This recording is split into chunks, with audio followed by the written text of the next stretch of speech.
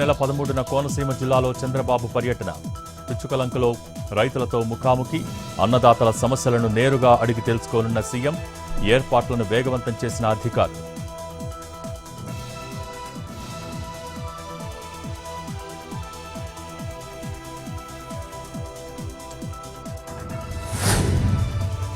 Semi కండక్టర్ల తయారీ రంగంలో తెలంగాణ మరో కీలక ముందడుగు.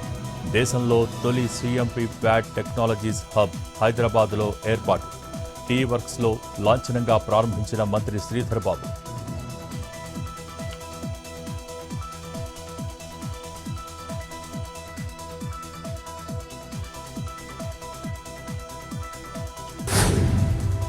ఫిన్లాండ్లో అదృశ్యమైన భారత విద్యార్థి మృతి. సముద్రంలో మణిదీప్ మృతదేహాన్ని గుర్తించిన అధికారులు. మే నెల నుంచి కనిపించకుండా పోయిన భారత విద్యార్థి.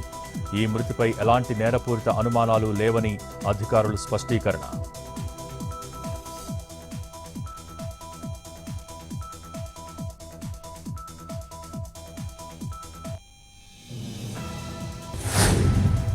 రాధా గాయత్రి కేసులో కీలక మలుపు. డెహ్రాడూన్లో భర్త శ్రీచరణ్ అరెస్ట్. అదుపులోకి తీసుకున్న డెహ్రాడూన్ పోలీసులు. పోలీస్ అధికారి జేసీ పంత్ ఆధ్వర్యంలో విచారణ.